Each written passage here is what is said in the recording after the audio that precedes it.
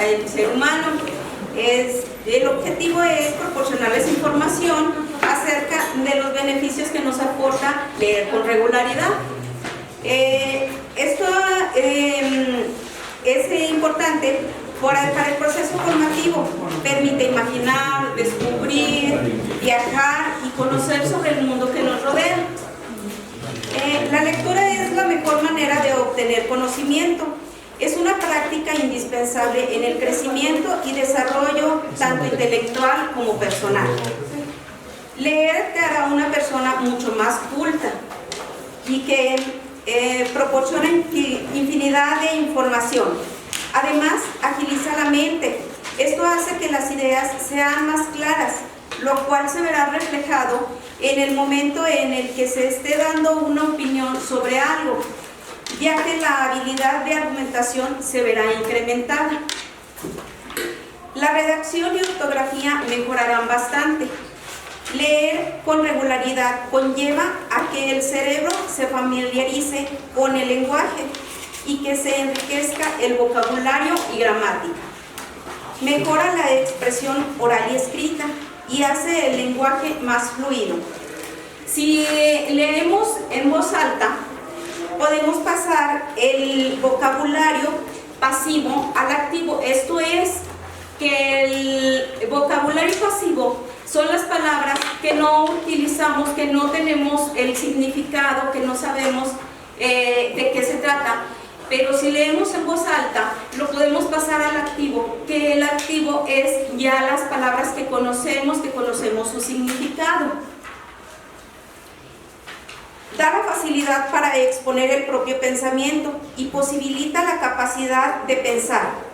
Las personas que leen con regularidad tienen una excelente capacidad de concentración, observación y atención. La lectura es un medio de entretenimiento y distracción que relaja y divierte de manera sana. La lectura puede practicarse en cualquier tiempo, lugar, edad y situación.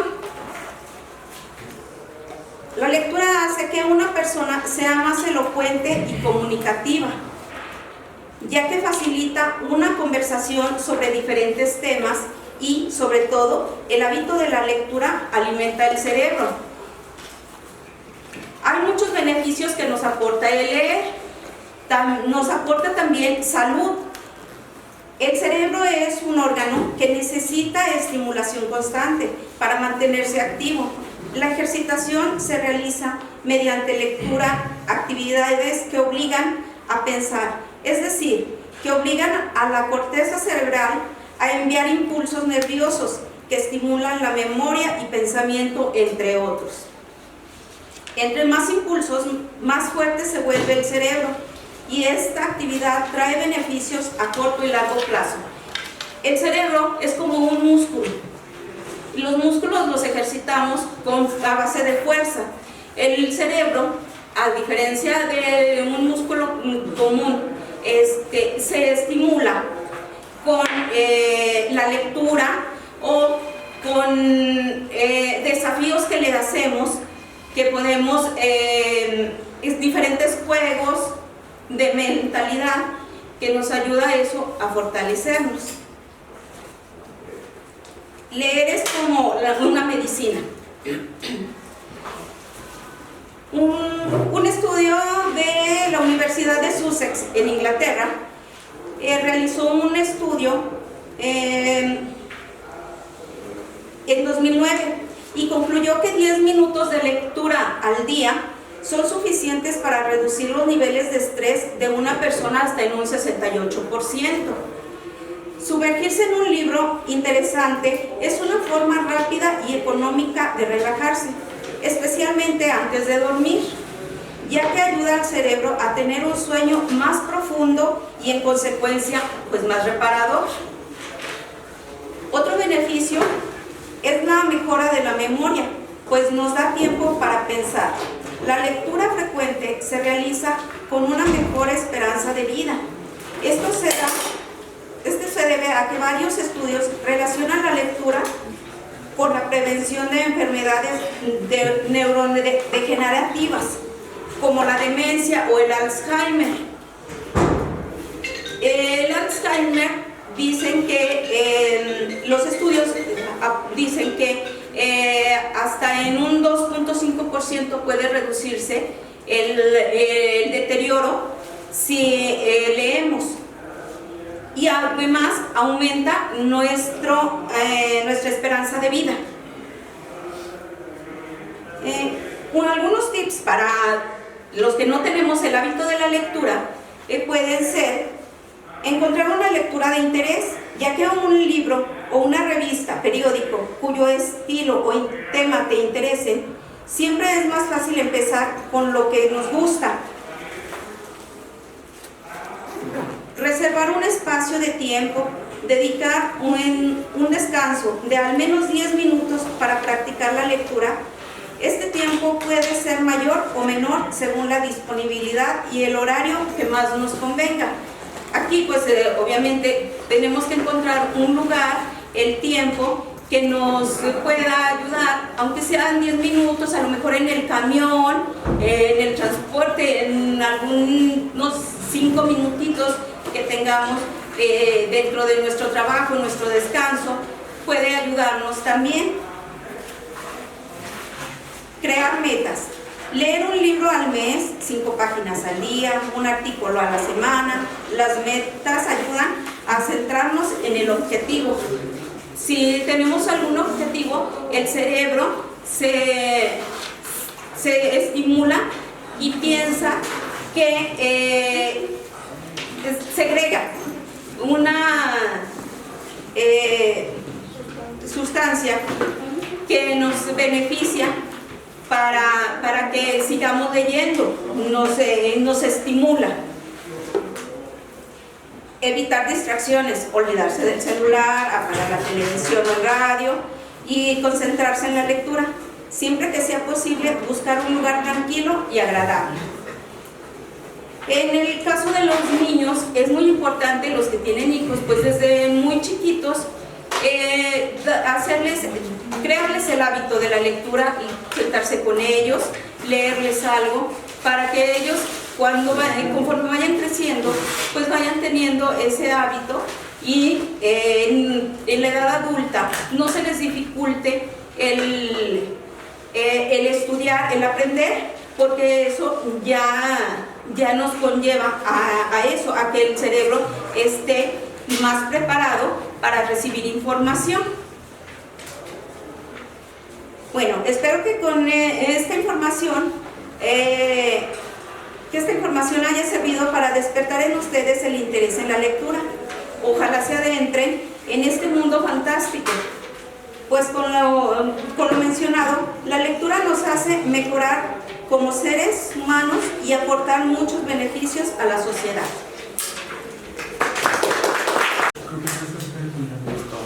Bueno, buenas noches, compañeros. Enseguida yo les mencionaré el procedimiento para el pollo de engorda desde que nace hasta la salida de la incubadora. ¿Sí? Bueno, enseguida les mencionaré, la producción de pollo de engorda se caracteriza principalmente por un ciclo rápido de producción, ya que sea de 6 a 7 semanas, teniendo un pollo listo para el mercado en una buena conversión alimenticia muy baja de 1,7 kg a 1,8 kg para poder obtener 1 kilogramo de carne ya destazado el animalito. ¿Sí? Por ello es que la alimentación de los pollos de engorda se ha estado mejorando con suplementos y aminoácidos, que esto les va a ayudar al pollito a acelerar el metabolismo para que el pollito no deje de comer. ¿Sí? Esto también nos ayuda a aprovechar todos sus nutrientes y provocando un mayor crecimiento en masa, en peso. Enseguida te mencionaré las tres etapas de crecimiento para el pollo de engorda, que es la incubación, que es el manejo del huevo y el nacimiento del pollo, la engorda, el crecimiento del ave en granja, y el procesamiento en donde se obtiene la carne para el consumo humano. Sí. Bueno, en el proceso de la incubación, el huevo se recibe por parte del almacén. Se realiza la contabilidad de las piezas, se almacena para regularizar la temperatura del huevo por medio de temperatura ambiente. Desde el día 2, el huevo se pasa al área de las incubadoras 18 días. Posteriormente, del día 19 al 20, se pasa al área de las nacedoras.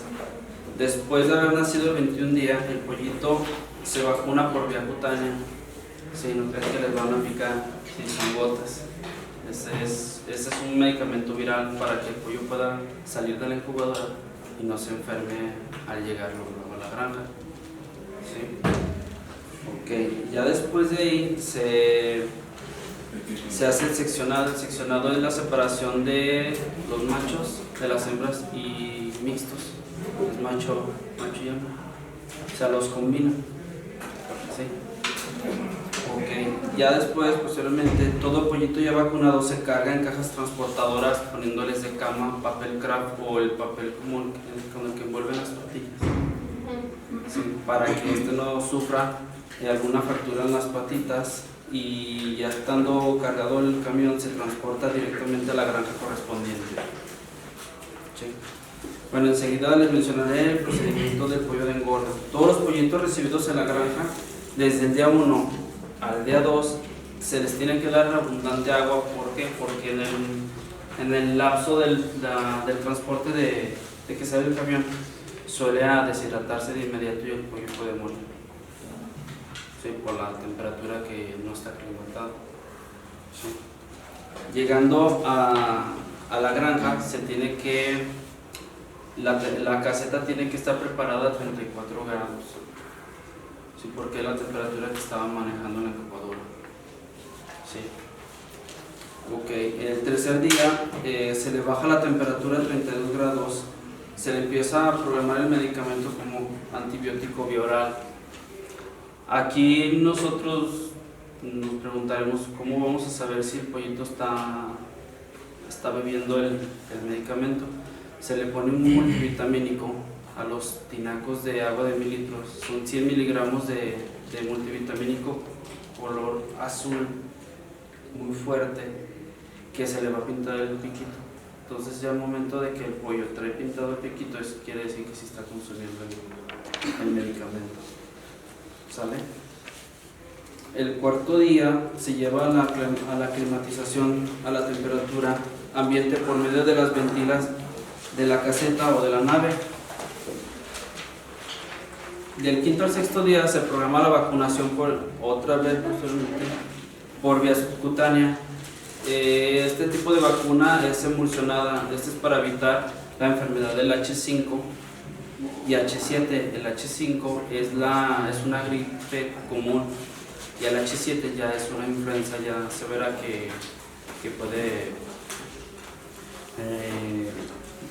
se nos puede morir el pollo, ¿sale? Entonces el H7 lo que hace es que se le tapa la tráquea, se le hace una flema muy dura, así que ya ni dándole todo tipo de medicamentos se le va a deshacer, ya muere el ave, ¿sale? Entonces ya cuando les da el H7 a las aves ya está muy difícil que lo puedan sanar. Bueno, en la semana 7 se vuelve a realizar un pesaje para validar qué tanto ganó el pollito en peso. ¿Sale? Igual en el día 8 la temperatura se baja a 28 grados dentro de la caseta, combinándolo con las ventilas. Eso en el día, y en la noche se programa automatizado a los 28 grados. ¿Sale? En el día 9 al 14 se vuelve a programar un pesaje para validar cuánto ganó el pollo en peso, y ahí tendríamos 2 semanas. Del día 15 al 16 se restringe el alimento dependiendo del peso. Este procedimiento se le llama dietado. En caso de tener un peso correspondiente a 1 kilogramo, si no fuera así, se le da 3 días más de alimento para que gane el peso que queremos obtener. Del día 17 se le programa medicamento otra vez antibiótico vía oral, combinándolo con el suplemento que les mencioné. Se le llama Protectovac, este medicamento, ¿sale? Y igual ahí volvemos a validar si el pollito está consumiendo el medicamento, que se le vuelve a pintar el pico. Del día 18 al 21 se vuelve a realizar otro pesaje para monitorearlo, y aquí ya serían 3 semanas. Del día 22 se realiza restricción de alimento y líquidos para evitar la alta mortalidad de que vayan a sufrir una se vaya a broncoaspirar el animal. ¿Sí? Esto se le llama ascitis, es acumulación de líquido en los pulmoncitos. Ya el día 28, del 23 al 28 de edad se vuelve a monitorear, y ahí ya deberíamos de tener en las hembras ganado 1,5 kilos y el macho 1,8 kilos. Siempre un ave macho va a ganar más peso que una hembra.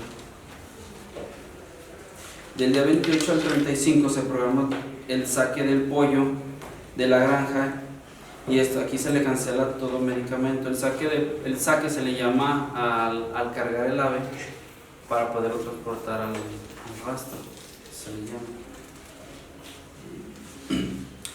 Por mientras está la programación del día 29 al 35 de edad, se le da abundantes alimentos por igual.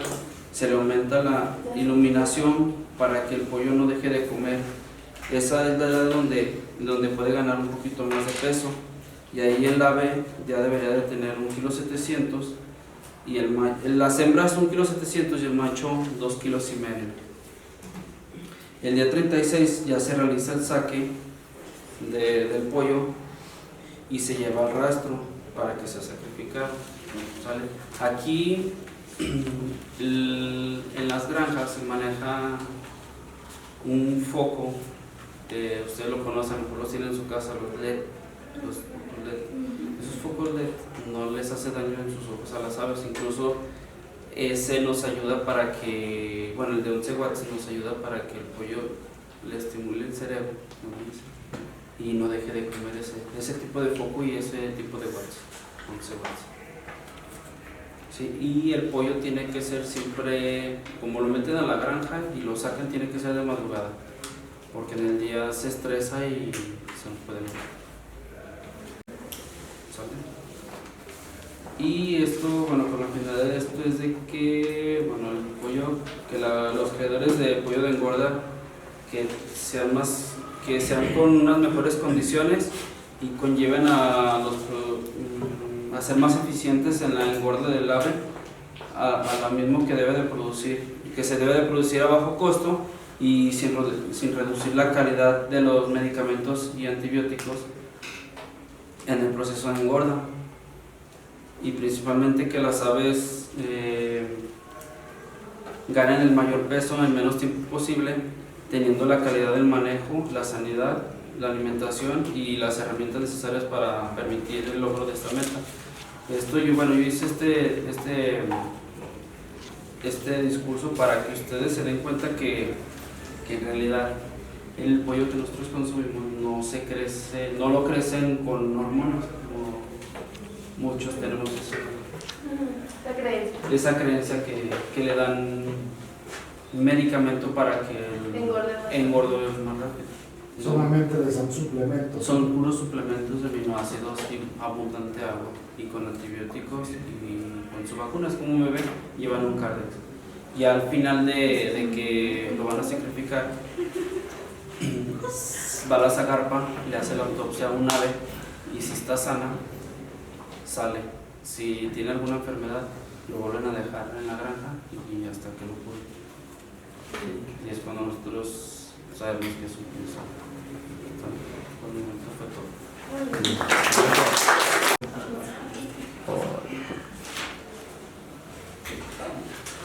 Hola, buenas tardes, me presento, mi nombre es Susana Esparza, como me conocen, y hoy yo les vengo a hablar sobre el impacto que genera hacer ejercicio en horario laboral.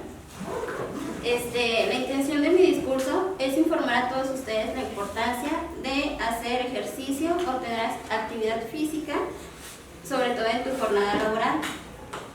La idea de hacer mi discurso sobre este tema nace derivado de los problemas de salud que tenemos gracias a los altos niveles de estrés, que en lo personal pues a mí me llevaron al hospital.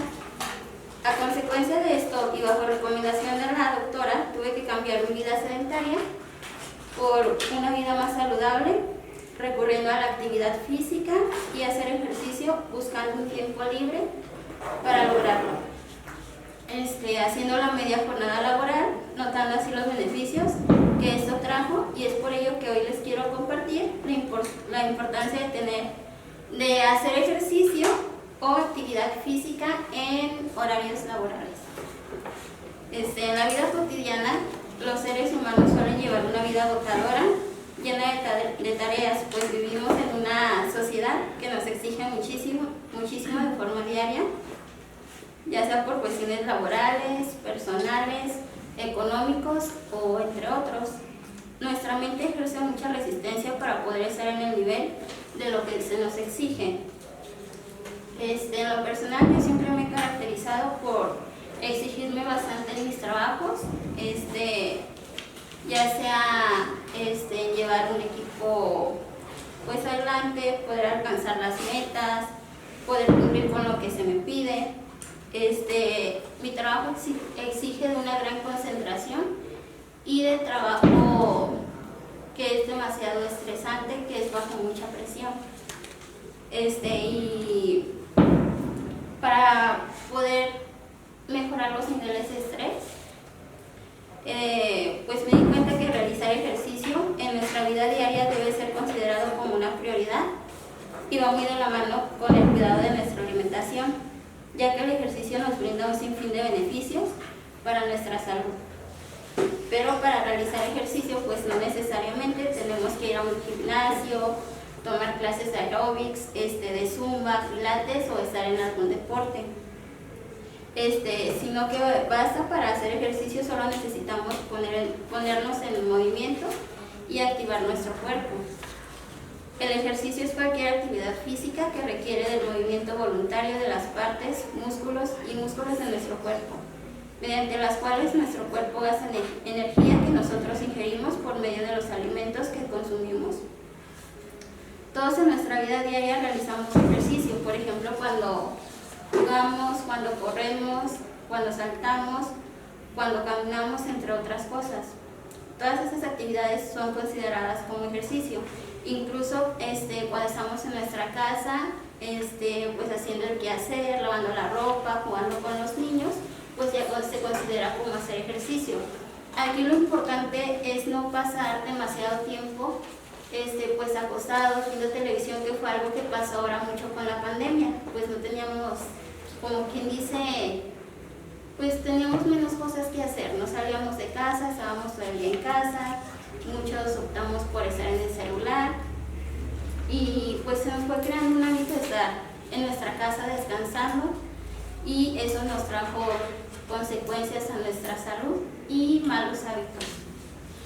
Se ha demostrado que incluir esos hábitos de vida saludables nos permiten tener una mejor calidad de vida, prevenir el desarrollo de ciertas enfermedades o mejorar el curso de aquellas enfermedades que ya se hayan desarrollado. La inactividad física o falta de realización de ejercicios físicos representa uno de los factores de riesgo mayores para las enfermedades. Entre las principales son las enfermedades cardiovasculares. Incluso se ve que existe una relación directa entre el aumento de la mortalidad por enfermedades cardiovasculares y el estilo de vida sedentario. La inactividad física representa el cuarto factor de riesgo de muerte a nivel mundial. Además, se estima que las personas que llevan estilos de vida sedentarios tienen aproximadamente del 20 al 30% mayor probabilidad de sufrir de muertes prematuras que las personas no sedentarias.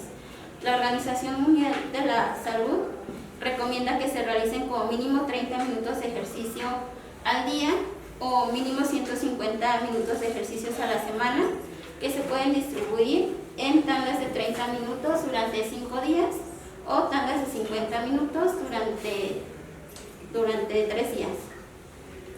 En los puntos favorables e importantes sobre hacer ejercicio o actividad física encontramos los siguientes. Mejora nuestro estado de ánimo debido a la liberación de hormonas en nuestro cuerpo llamadas endorfinas, mejor conocidas como las hormonas de la felicidad, que nos ayudan a reducir la sensación de dolor y nos hace estar más positivos. También aumenta nuestra autoestima, mejora el bienestar psicológico, ya que se ha demostrado que la realización de ejercicios físicos puede ayudar a controlar el estrés, mejorar lo que es la ansiedad, la depresión y los sentimientos de soledad, generado por algunos asuntos escolares, laborales o personales. Nos vuelve más proactivos, pues nuestro cerebro se oxigena al recibir ese estímulo, lo cual nos ayuda a concentrarnos y pensar con más claridad. Yo en ese tiempo que he estado haciendo ejercicio a media jornada laboral, pues me he dado cuenta que soy más proactiva, regreso de hacer mi actividad física y pues llego con más ganas, más concentrada, y pues se nota en la actitud. También mejora el bienestar psicológico, ya que se ha demostrado que la realización de ejercicios físicos puede ayudar a controlar el estrés. Perdón. Dice, además de eso, trae con ellos grandes beneficios a nuestra salud, pues mejora nuestra composición física, es decir, nos hace lucir físicamente mejor y bien, nos hace más fuertes a nivel muscular y resistentes para cualquier otra actividad, también hace fuertes y resistentes los huesos, mejoramos nuestra flexibilidad y movilidad de nuestras articulaciones, permitiéndonos realizar actividades más demandantes. Combate la obesidad, que a su vez genera enfermedades como la diabetes, hipertensión y también padecimientos como el colesterol alto, también enfermedades cardiovasculares. De igual manera fortalece nuestro sistema inmunológico. Disminuye el riesgo de padecer ciertos tipos de cáncer. También mejora la digestión de nuestro aparato digestivo, mejora la calidad de nuestro sueño, activa nuestra mente y sobre todo nos permite relacionarnos y socializar afectivamente con personas en nuestro entorno. Es por ello por lo que realizar ejercicio o cualquier actividad física debe ser primordial para nuestra vida. Mejora tu memoria y capacidad de atención, y con el paso del tiempo la parte del cerebro involucrada en la memoria y el aprendizaje parece agrandarse. En conclusión, si bien el trabajo y otras cuestiones personales pueden influir en gran medida sobre nuestra vida diaria, no hay que dejar que esas nos controlen, pues hay que cuidar también de nuestra salud. Ahora que ya sabemos el gran impacto que genera en nuestro cuerpo el hacer un poco de actividad física, tratar de llevarlo a cabo y poder notar cómo nuestro humor y nuestra manera de recibir las cosas cambia hacia una mejor actitud. Y pues, como les decía, no siempre es necesario algún deporte, ir al gym o hacer algo, simplemente cuando nos sintamos muy estresados, tomarnos 5 minutitos, salir a caminar, tomar aire, distraernos, para que nos ayude a controlar el estrés. Y bueno, ya sería todo. Hola, buenas noches. El día de hoy quiero traerles un tema interesante y considero importante. Jorge Agustín Nicolás Ruiz y Santayana era un poeta y un filósofo estadounidense que alguna vez dijo: quien no conoce su historia está condenado a repetirla. ¿A qué voy con esto? El objetivo del discurso que les traigo es fomentar la inteligencia, la investigación y ver los dos lados de la moneda, y podamos nosotros hacer una libre opinión, libre de imposiciones y prejuicios que el aparato gubernamental y la vida nos han impuesto y mantenido durante décadas a la población estudiantil, y hacerles creer a generaciones los modelos a seguir aceptados socialmente. En particular, en México tenemos un personaje que nos lo han vendido como una persona, como un modelo a seguir. Me refiero a Benito Juárez García.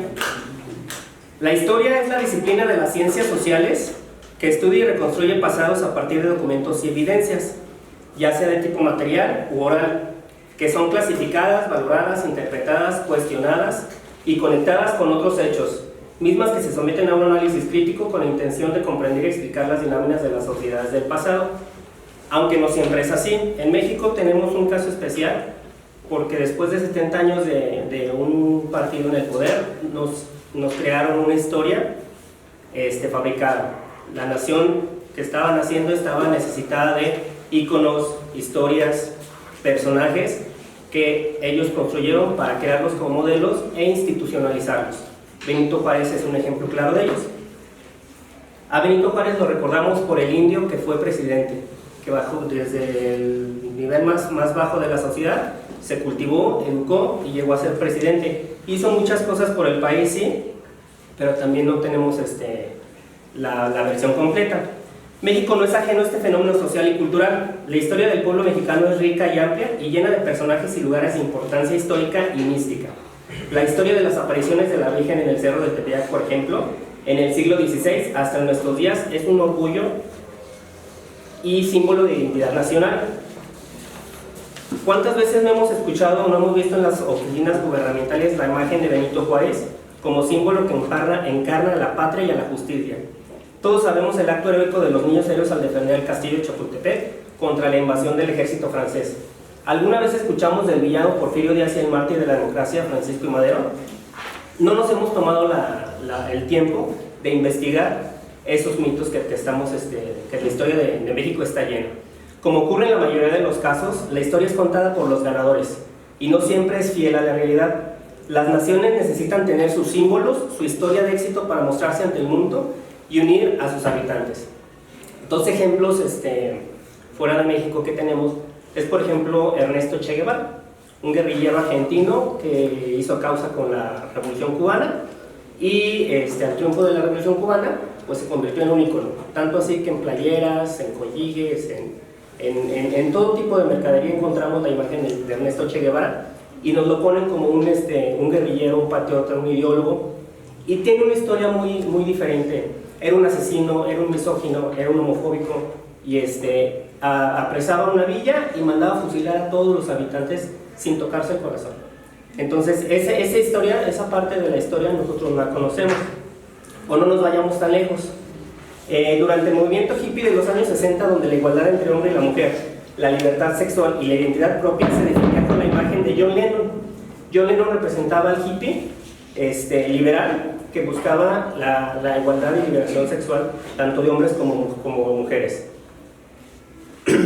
Es muy famoso sus protestas de John Lennon y hacia el fin de las clases sociales, y hay muchas fotografías, lamentablemente hay muchas fotografías de John Lennon con su esposa Yoko Ono, desnudos a un lado de la cama esperando que una sirvienta de raza negra les acomode la cama para ellos poder protestar por el fin de las clases.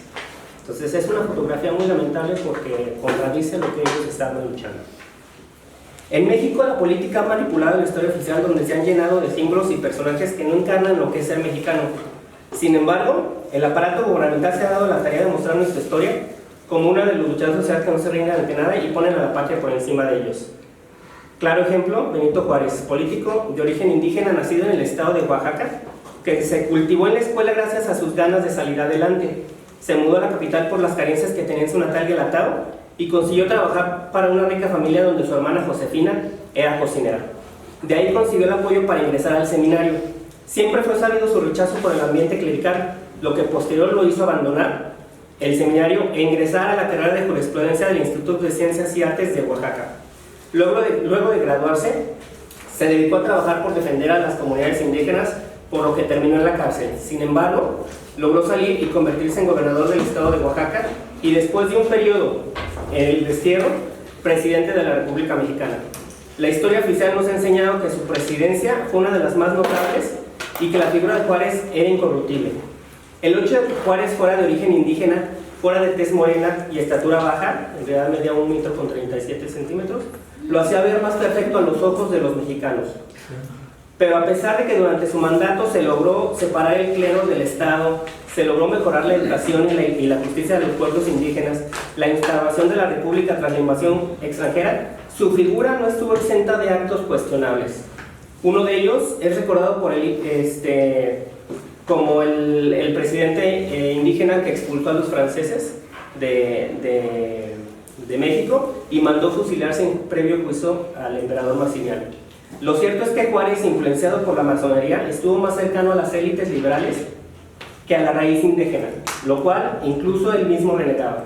Tras la guerra contra los franceses, Porfirio Díaz comienza a separarse del presidente Juárez, anunciando su candidatura a la presidencia de 1871 contra Juárez. Pierde y alegra fraude, y es verdad, el presidente utilizó el mecanismo del Estado para impedir que Díaz lograra ganar, iniciando con ello la tradición de los fraudes desde el poder. Desde entonces tenemos esa tradición.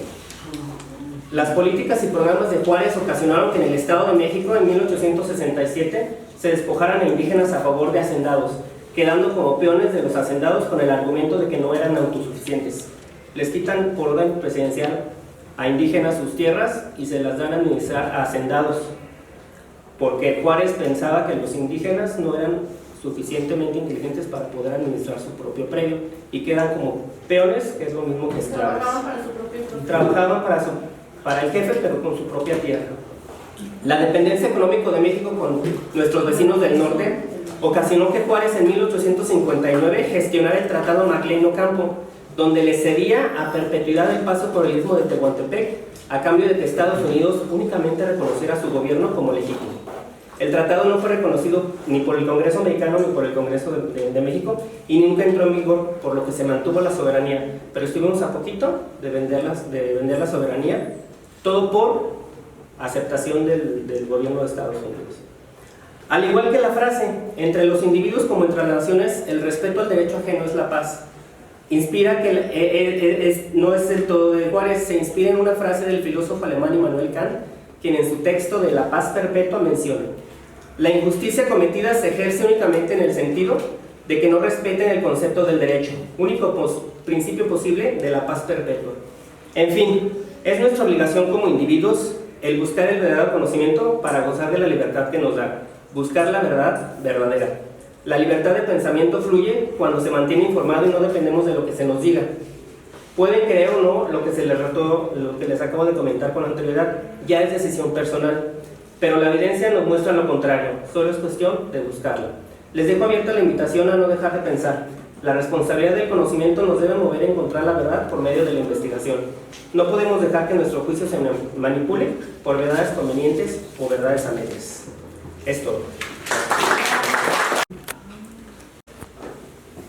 Buenas noches, compañeros, mi nombre es Humberto Navarro. El día de hoy vengo a presentarles un tema un tanto antiguo, pero que actualmente está cobrando popularidad en nuestra sociedad, más bueno, tal vez en cierto nicho. No sé si ustedes hayan visto este tipo de artículos en la casa de sus papás o de sus abuelos. ¿Sí? Muy bien. Sí, bueno, no sé si conozcan el nombre, es realmente lo que le conocemos como disco. Actualmente le llaman disco de acetato, vinilo, LP, que bueno, el nombre del LP es incorrecto porque es el long play. Bueno, se refiere al hecho de que es un álbum completo, ¿sí? Este fue el primer formato con el cual se pudo comercialmente poderse llegar lo que son archivos de audio o también canciones.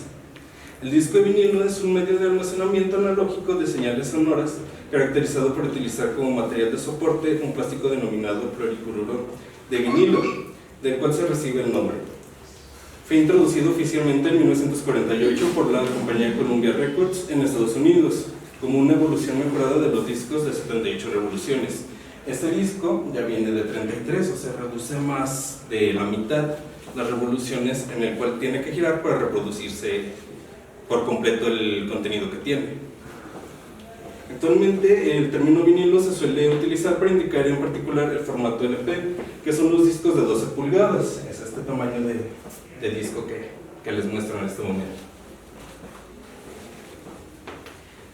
Que son discos de 12 pulgadas, girando a 33 revoluciones por minuto, como les comentaba hace un momento.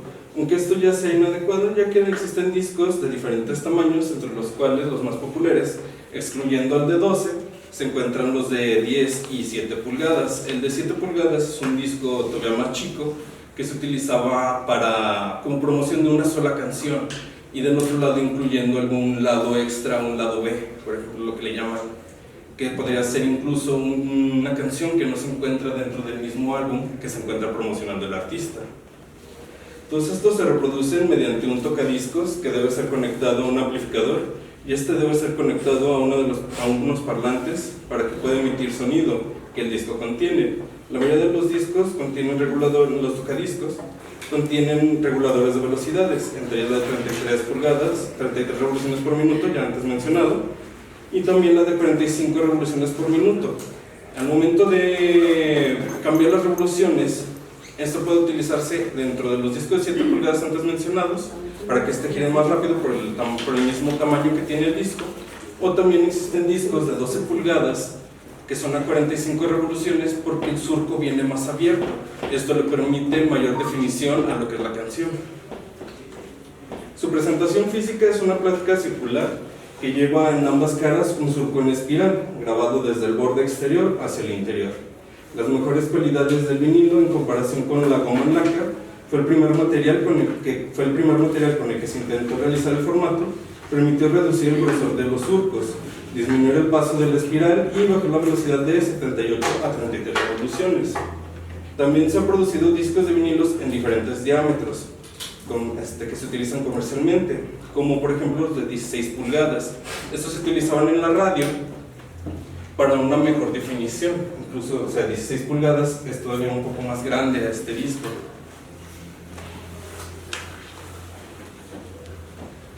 También este formato vio su caso a finales de la década de los 80, cuando fue reemplazado por el cassette, ya que este se convertía en una opción más portátil.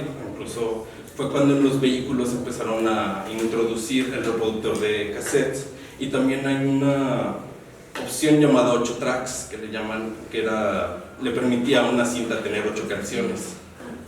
Y también cuando el CD empezó a acaparar los aparadores.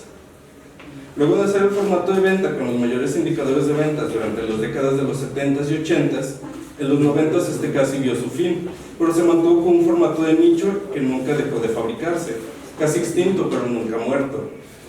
Personalmente, mi primer acercamiento a este formato se da en 2004. Yo frecuentaba mucho un tianguis cultural que se encontraba en la antigua Casa Terán. Se encuentra casi al lado del París, vamos a decirlo así, frente al pasaje Ortega. A mí me gustaba mucho comprar lo que eran discos, CDs,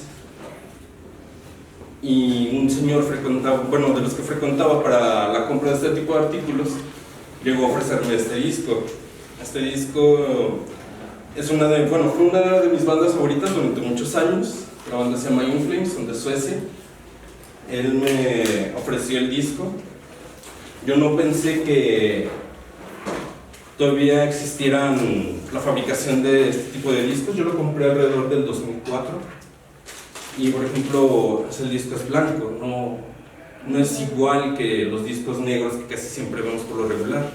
Entonces, al momento de verlo, realmente me terminó cautivando, y eso mismo me empujó al querer seguir investigando, al querer seguir consumiendo y poder adentrarme dentro de este mundo. Había visto este tipo de artículos, como les comentaba anteriormente, con la colección de mis papás. Por ejemplo, mi papá tenía discos de Pedro Infante. El disco que les muestro es uno de Miguel Bosé. Pertenece a mi mamá. También a mí me gusta mucho Miguel Bosé. Pero nunca pensé que dentro de las bandas actuales o sonidos más allá de lo que escuchábamos de parte de nuestros abuelos o nuestros papás, todavía siguiera fabricándose este tipo de artículos. Y en los años siguientes, entre el 2005 y el 2010, me era un poco complicado el poder conseguir estos discos, ya que aquí en Aguascalientes no es muy común verlos. Entonces tenía que conseguirlos, ya sea cargarlos por amigos o tener que viajar a ciudades como Guadalajara o Ciudad de México. En Guadalajara asistía a un tianguis que era el Tianguis Cultural, y en Ciudad de México el Tianguis Cultural Chopo. En 2011 esto cambió, entre 2011 y 2012, ya que el formato tuvo un repunte y empezó a ganar popularidad dentro de la cultura popular. Ya en el 2020, durante la pandemia, el formato logró posicionarse por encima del CD en ventas, luego de casi 30 años. Personalmente, estar en casa durante el confinamiento con mi colección de discos me hizo más llevadero el encierro. El poder apreciar las portadas de los álbumes en tamaño grande es similar como el poder estar viendo un cuadro histórico y poder tenerlo en tus manos. El formato es mágico y es como un secreto actualmente. Sabes que contiene material de audio. Este no suena igual a lo que ofrecen las plataformas digitales. Este contiene cierta cantidad de estática, ya que el disco tiene fricción contra una aguja. Y no lo sé ustedes, pero en mí esta sensación me hace sentir como si estuviera en una presentación en vivo o en la misma grabación de la canción que me encuentro escuchando. Ya sería todo.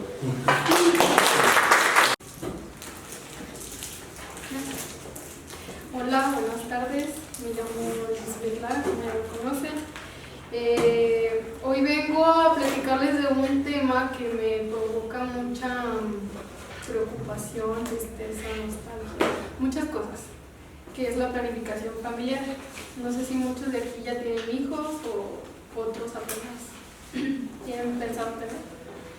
El objetivo de una planificación familiar contribuye a que la población disfrute de una vida sexual de manera satisfactoria, saludable y sin riesgo. Hay muchos servicios de planificación y de anticoncepción con absoluto respeto a sus derechos y a su libre decisión, claro. Les voy a leer un poquito de lo que es la planificación familiar ante la ciencia. La ciencia nos dice que principalmente consiste en una serie de prácticas que se utilizan con el objetivo de controlar la reproducción con el uso de métodos anticonceptivos durante un acto sexual. Gracias a una planificación familiar, las personas podemos controlar el número de hijos que desearíamos tener. Tenemos ventajas y desventajas. Las ventajas es tener pocos efectos secundarios y no se requiere preparación antes de las relaciones sexuales. Algunas de las desventajas son que pueden producirse menstruaciones más abundantes y dolorosas. Cabe mencionar que no todos los organismos van a tomar los métodos anticonceptivos de la misma forma. Hay mujeres que con el DIU tienden por subir de peso, o simplemente las hormonas hablan a todo lo que dan. Entonces, esto nos ayuda a que disminuyan las tasas de embarazos no deseados, que es una de las... representa un 13% de mortalidad materna mundialmente.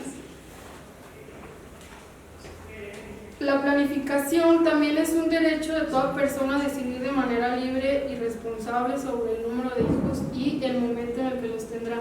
Hay muchos métodos anticonceptivos. Yo creo que los más comunes son el preservativo, la píldora, el DIU o el inyectable.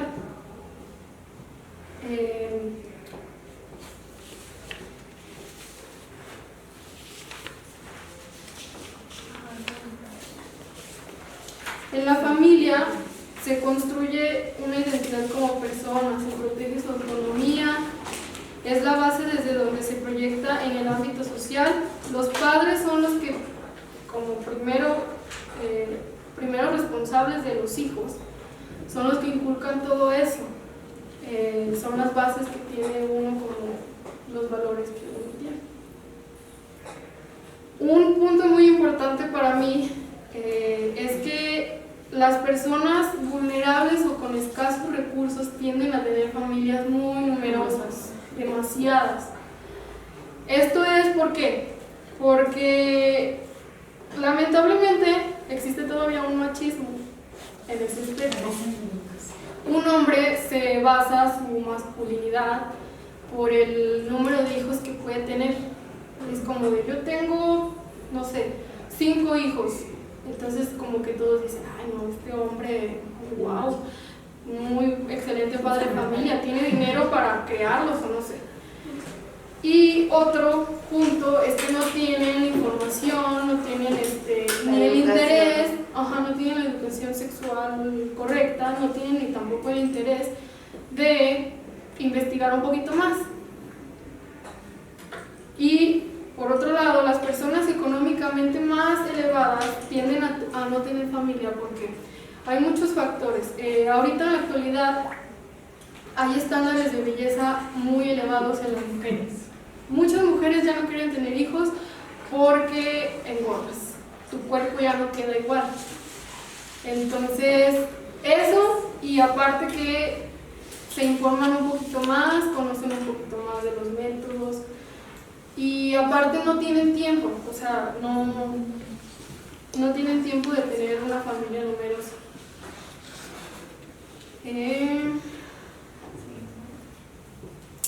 Finalizando el tema, una planificación familiar realmente no conlleva mucho esfuerzo. Si la mayoría de las personas pusiéramos un granito de arena en informarnos más, en no traer hijos al mundo a lo menso, en pocas palabras, el mundo sería un poquito diferente, en mi punto de vista. En la actualidad algo que circula en las redes es romantizar el embarazo. No sé si ustedes han visto que en TikTok o en Facebook salen millones de videos donde romantizan tener un bebé a temprana edad.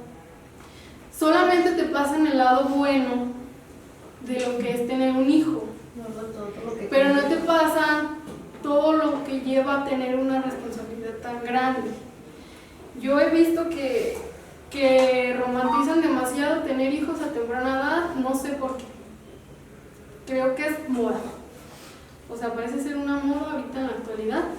Y para mi punto de vista, no se tiene una edad correcta nunca para tener un bebé. O sea, no es como de que yo diga, ok, no, a los 35 yo voy a estar estable, emocional, mental, económicamente, para ya tener un hijo. No, simplemente yo considero que la edad sí es un factor importante.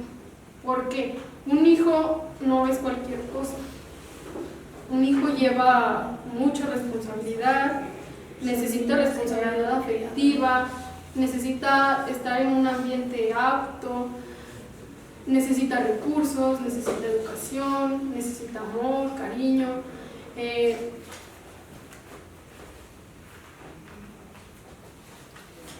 Este tema yo lo escogí principalmente porque cerca de donde yo vivo veo a muchos niños que andan en la calle, niños pequeños, descalzos, sin suéter, todos mugrositos, yo creo que hasta sin comer. Y a mí me da mucha tristeza, me da impotencia el no hacer entender a los padres que ya no traigan hijos al mundo. Es lo que me provoca a mí. Que la mamá de esos niños, creo que ahorita ya está embarazada otra vez. Entonces, si a sus bebés, a sus niños están chiquitos,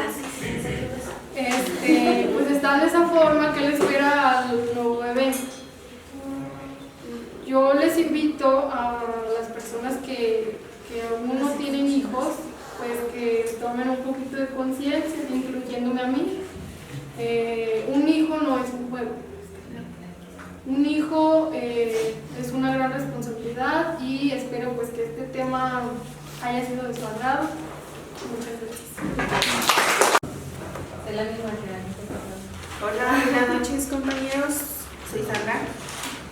Hoy les quiero compartir un punto de vista entre la diferencia entre los impuestos daneses y mexicanos y el impacto que tienen en la vida de cada persona en estas diferentes regiones. Por ejemplo, en México se distingue por tener instituciones públicas débiles, con profundas desigualdades sociales y económicas que afectan a los sectores más vulnerables de la población. Por otro lado, uno de los países más desarrollados en cuestión de bienestar en su población es Dinamarca, y se caracteriza por invertir en la calidad de vida de sus ciudadanos, en la seguridad y en un alto índice de desarrollo humano. Un factor de desigualdad que radica en el sistema tributario mexicano es que, por ejemplo, los impuestos son muy inferiores a los países nórdicos, o al menos así nos lo hacen ver. Pero esta diferencia en tales países no parece ser un disgusto en la población. Cada vez que les aumentan los impuestos en esas regiones, no les puede, porque ellos ven que regresa en servicios, en educación y en una mejor calidad de vida, en salarios, en prestaciones hasta económicas, en los diferentes empleos que hay. En cambio, en México, cualquier aumento de los impuestos es percibido de manera negativa, porque la percepción de la población suele ser de estafa y burla. Esto se debe principalmente al uso indebido de los recursos y que han creado una cultura y una sociedad basada en la deficiencia del gobierno. En este informe veremos algunos factores que contribuyen a esta dicotomía de la percepción ciudadana de uno y de los otros países, explorando con ello las diferencias socioeconómicas que han llevado a Dinamarca a ser llamado el país más feliz del mundo, por ejemplo, y a México como un país de gobierno corrupto. Es importante como mexicanas y mexicanos ser conscientes de las brechas en calidad de vida que existen entre los países, no para subyugarnos culturalmente, como mal se ha hecho con Estados Unidos, sino para cambiar los paradigmas que tenemos en conformismo y la indefensión, y finalmente cambiar todos en favor del progreso de nosotros los mexicanos. El porcentaje de mexicanos que califican como malo el desempeño del gobierno en materia económica creció el 65% en junio. Por el contrario, el porcentaje de mexicanos que calificó como bueno el desempeño del gobierno en economía retrocedió el 28%, registrado en mayo al 20%, bajó un 20% en junio. En el rubro de salud, el 40% de los entrevistados consideraron el ejercicio del gobierno como malo. Esto dado más bien por la deficiencia de servicios médicos, la falta de medicamentos y personal de salud que luego lo dicen así como que es deficiente el servicio por falta de ellos. Pese a uno de los lemas del presidente, que ha sido primero los pobres, el 60% de los entrevistados consideró como malo lo que ha hecho el gobierno en pobreza, y por el contrario, el 22% le dio una calificación de bueno o muy bueno, pero pues si realmente lo vemos, la diferencia es bastante. Algunos aseguran que se trata de una cuestión cultural, otros que es un problema del Estado de Derecho y de cumplimiento de leyes. Lo cierto es que, sin importar su naturaleza, la corrupción es uno de los mayores males que actualmente aquejan a nuestra sociedad, como por ejemplo, durante la administración de Calderón se gastaron más de 46.6 mil millones de dólares en la lucha contra las drogas. Por lo tanto, la violencia en México no solamente afecta a los criminales o a personas que se dedican a actividades ilegales, sino que también impacta en cualquier ciudadano, considerando los casos de personas inocentes que han sufrido la violencia generada por esta guerra contra el narcotráfico. Otro tipo de fuga en los impuestos está representado por gasto público o programas sociales innecesarios. El dinero de todos los mexicanos se malgasta en obras faraónicas y programas sociales ineficientes que no contribuyen al crecimiento económico integral ni al beneficio de la mayoría, así como a programas sociales mal diseñados con un enfoque clientelar y más bien populista. Por otro lado, en Dinamarca es uno de los países que no superan los 6 millones de habitantes.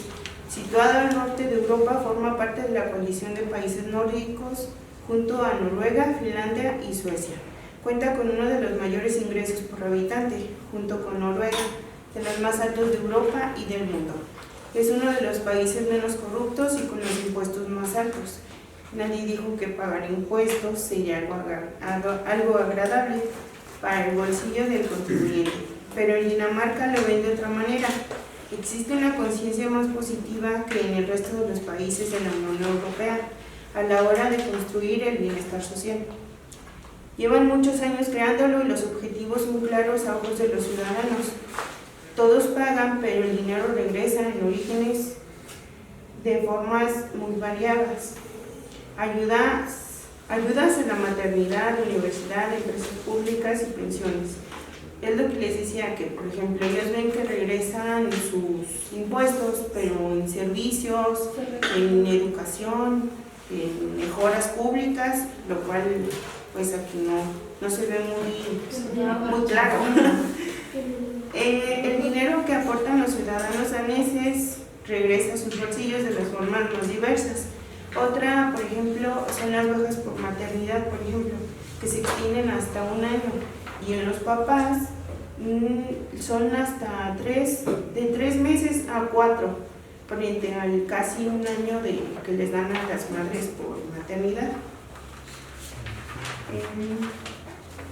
En comparativa, nosotros mexicanos tenemos que reflexionar acerca de cuánto dinero nos cuesta cubrir nuestras necesidades más básicas.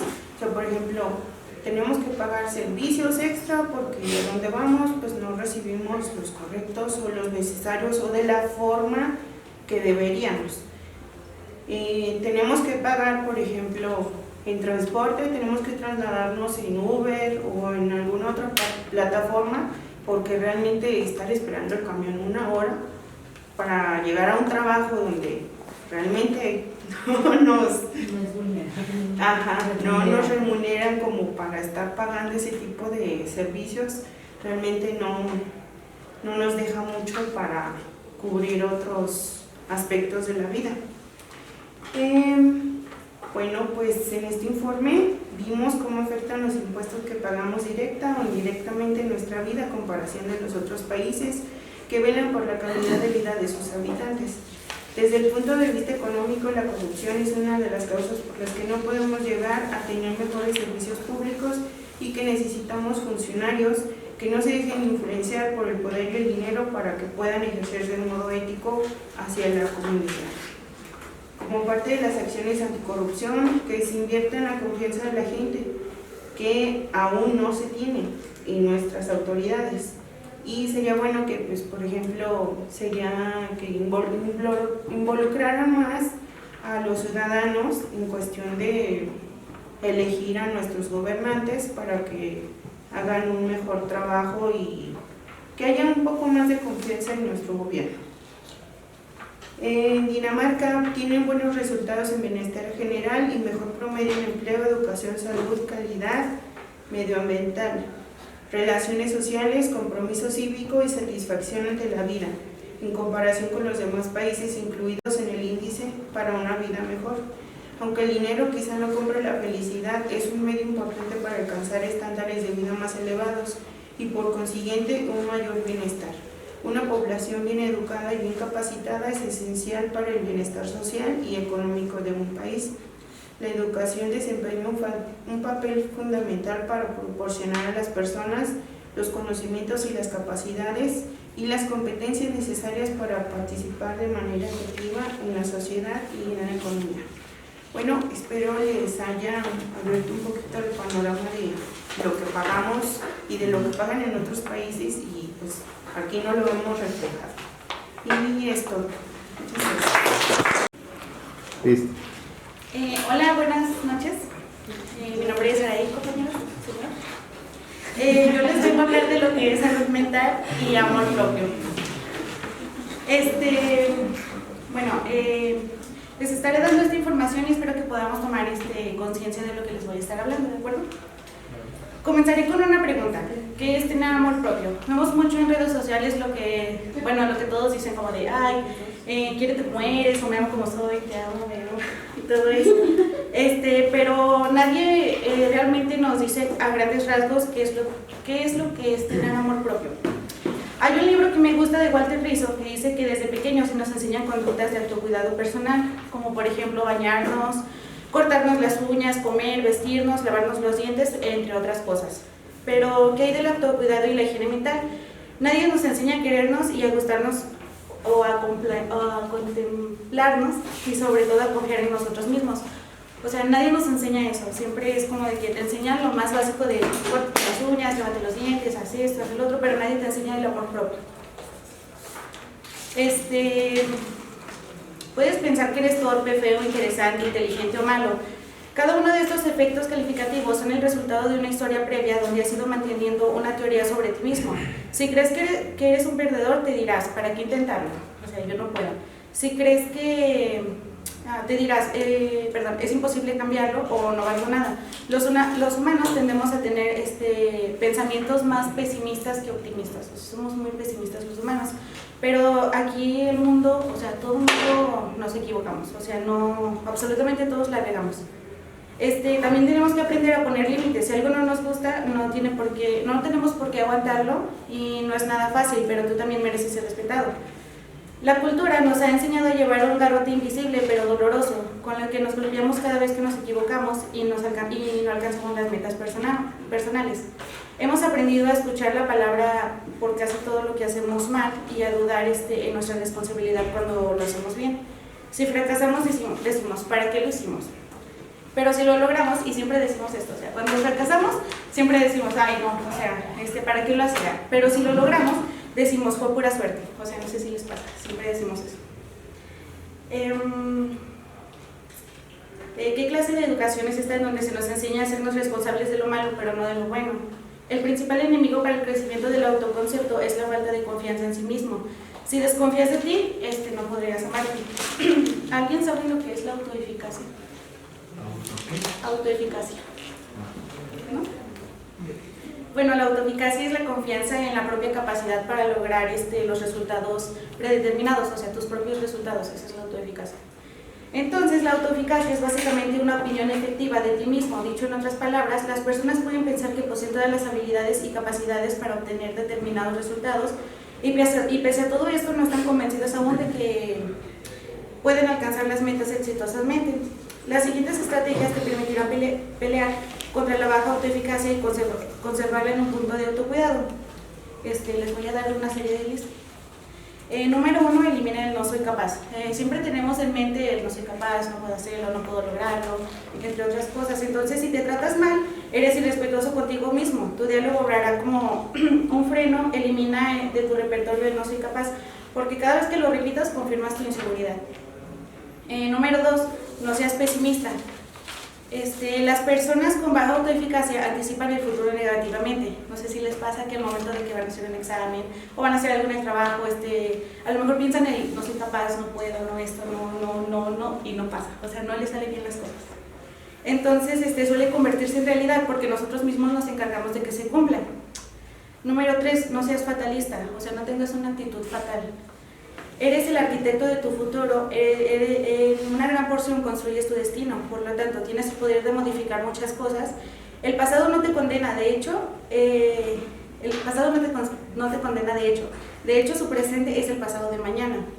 Número 4, trata de ser realista, sé objetivo con tus éxitos y con tus fracasos, responsabilízate con lo que realmente has tenido que ver. Número 5, no recuerdes solo lo malo, porque siempre tendemos a recordar lo malo. La visión negativa de uno mismo se alimenta principalmente de los recuerdos. Si el esquema que tienes de ti mismo es negativo, los esquemas que llegarán a tu mente serán confirmatorios de ese esquema. Recordarás más lo malo que lo bueno. Número 6, revisa tus metas. Si tu autoeficacia es baja, pecarás por defecto y no por exceso. Te estarás subestimando y adoptando las metas de tu supuesta incapacidad que percibes en ti mismo. Número 7, ponte a prueba y arriésgate. Recuerda que la única forma de confiar en ti mismo es ponerte tú mismo a prueba. Y por último, pues puedes llegar a la convicción de que siempre te has querido lo suficiente y esto que te acabo de compartir, pues no agregue nada sustancioso a lo que ya sabías. O también puede que sea un buen recordatorio de cosas que se nos olvidan por estar pensando en otros más que en nosotros mismos. De todos modos, los caminos para llegar al autoamor son incontables. Tú decides por cuál debes transitar, cuál te agrada y cuál no. Lo que jamás debes perder es la capacidad de búsqueda del autoconocimiento. Tomar conciencia de que existes, eres importante y tienes el derecho de pensar por ti produce nuevas angustias. La lucidez tiene su precio. Sé lo que debo hacer, pero no siempre sé cómo hacerlo. Para amarte a ti mismo debes inclinar la balanza. Las metas demasiado altas e inalcanzables son malas para tu autoconcepto, pero las metas pobres también. O sea, me refiero a que no te pongas metas que no puedes cumplir. O sea, que realmente tú sabes que no puedes cumplir, pero tampoco te pongas metas que son pobres. O sea, pon una balanza. Halla tu dimensión personal y las distancias adecuadas para quererte cómodamente, sin sobresaltos ni culpas, pero a todo el solo intento será saludable. Y es entonces cuando habrás creado la maravillosa necesidad de quererte a ti mismo. Buenas tardes. En esta ocasión compartiré un poco de información acerca del alza de los precios del dólar en el mundo. Y ustedes se preguntarán, ¿por qué, verdad? Yo no gasto en dólares, yo no gano en dólares, ¿verdad? A mí, ¿qué más me da? Sin embargo, la mayor parte del comercio en el mundo se da en dólares. Entonces, como consecuencia, sí gastamos dólares. Nuestra moneda se gasta en el equivalente al dólar. Entonces, sí nos repercute. La Reserva Federal de los Estados Unidos está emprendiendo una implacable lucha contra la inflación en su país. Y eso repercute en el valor de las monedas de prácticamente todos los países, especialmente en los pobres, en los países pobres, para variar, ¿verdad? Al hacer subir los precios y aumentar el tamaño de los pagos de sus deudas, se incrementa considerablemente el riesgo de una profunda recesión. Es decir, por ejemplo, países como Argentina, que han pedido préstamos al Fondo Monetario Internacional en dólares, ya de por sí la moneda de Argentina está muy devaluada, y si a eso le sumamos el incremento de las tasas de interés, o sea, si originalmente las tasas de interés estaban en 5%, ahora los precios son 10%, entonces ese país está todavía mucho más empobrecido, ¿verdad? Podríamos decir que esto es consecuencia de la combinación de 4 crisis simultáneas que han afectado al mundo: la pandemia del coronavirus, la crisis de la cadena de suministros, la guerra en Ucrania y los efectos del cambio climático. La fortaleza del dólar está haciendo subir el precio de los alimentos y los energéticos en general, lo que está orillando a países como Nigeria y Somalia a vivir nuevamente en estado de hambruna. Países como Argentina, Egipto y Kenia están súper endeudados, como lo mencioné anteriormente, lo que está provocando que posiblemente caigan en impago. Incluso países muy poderosos como Reino Unido, Francia, Alemania y China han tenido que devaluar sus monedas. Todo esto gracias a la política de Washington, ¿verdad? En América Latina y gran parte del mundo, solo un país ha resistido hasta el momento la escalada del dólar. Este país es México. Aunque no se publicita mucho, es México uno de los países que ha logrado sobrellevar esta crisis. Solo por detrás del rublo, la moneda de México es una de las más poderosas a nivel mundial, aunque no lo percibimos en nuestras monedas, en nuestro bolsillo, pero sí, nuestro peso es muy muy poderoso. Esto es gracias pues a que nuestro país no se ha endeudado tanto últimamente. Sí tiene deuda, pero recientemente no ha adquirido deuda. Durante la pandemia México no contrató deuda, ¿verdad? O sea, sí, nuestro gobierno sí tiene muchas carencias, pero también hay que valorar algunos puntos que sí han sido acertados, ¿verdad? También nuestro país no se involucró en la guerra ruso-ucraniana, por ejemplo. Hay proyectos faraónicos, sí es cierto, sin embargo, esos proyectos han traído inversión extranjera y nacional. Eso también ha fortalecido nuestra moneda. No lo vemos aquí en Aguascalientes, a lo mejor porque aquí no pasa un tren Maya, aquí no se hizo un aeropuerto, aquí no se hizo una refinería, pero los lugares donde se hizo esa refinería contrataron muchísima mano de obra. Esa refinería tal vez en este momento, sí es cierto, no funciona todavía, pero sin embargo Calderón hizo una barda. Las probabilidades de que funcione una refinería terminada contra una barda, pues sí están un poquito más arriba. Yo no soy pro AMLO, pero tampoco estoy en contra de él, más bien soy pro México, ¿sí? Yo creo que hay que darle también un poquito de crédito a nuestro país. Siempre estamos hablando mal de nuestro país, siempre estamos diciendo México. Estuviéramos en Dinamarca, ¿verdad? Y sí, está chido. Pero también nuestro país tiene puntos buenos, hay que rescatarlos. Eso no se ve en Televisa, ¿verdad? Pero hay que considerarlos. Esta crisis no se originó en nuestro país. Como lo mencioné, es consecuencia de posiblemente 4 crisis que han sido una tras otra, ¿sí? Y son a nivel macroeconómico, no dependen enteramente de nuestro país. Como consecuencia, pues hay que valorar también un poquito lo que hace nuestro país, independientemente de nuestro gobierno. Sí hay que darle un poquito de crédito. Acerca de si se viene una recesión, sí, lamentablemente lo más probable es que sí se deja venir una fuerte recesión. ¿Qué podemos hacer para afrontarlo? Bueno, se recomienda tener ahorros por lo menos de 3 meses de nuestro sueldo para afrontar una posible situación de desempleo. Sí está complicado para todos, incluso en Estados Unidos. Pero sí se puede hacer un esfuerzo. Por ejemplo, gastamos a veces mucho dinero en suscripciones a Netflix, Spotify y otras cosas que no son tan necesarias. Tal vez gastar un poquito menos en ropa o X sí nos podría permitir ahorrar un poquito. En caso de que nos veamos tentados a comprar dólares, no sería lo más conveniente, aunque sí está subiendo de precio la moneda, pero eso orilla que nuestra moneda se devalúe todavía más. Entonces lo mejor es invertir, si es posible, a lo mejor en oro o en propiedades que no pierden valor, en caso de que pues, obviamente tuviéramos algún poco de poder adquisitivo. Por último, también podríamos ir comprando un poquito de alimentos no perecederos, no como compras de pánico, no ir a adquirir al supermercado todo lo que hay ahí en el anaquel, pero sí poco a poco podemos ir haciendo una pequeña reserva para afrontar una situación de riesgo.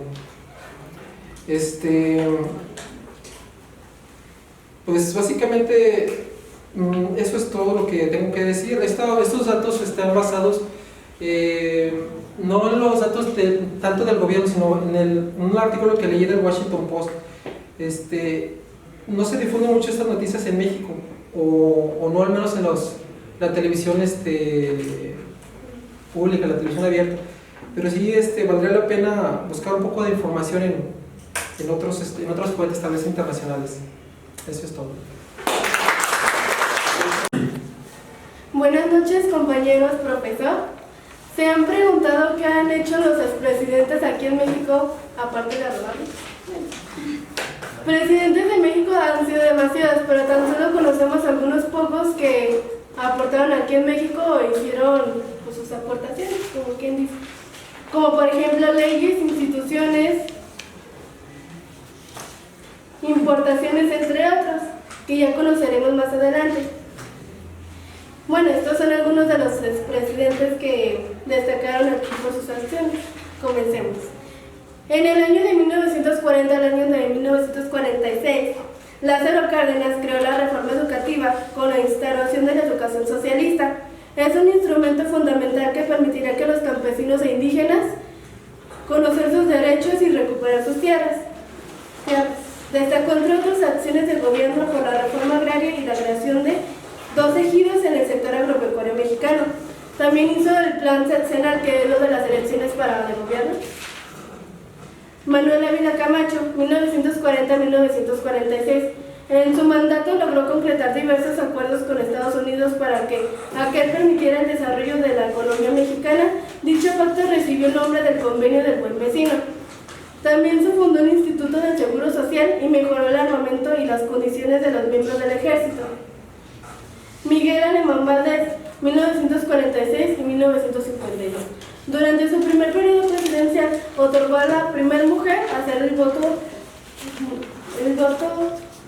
electoral municipal.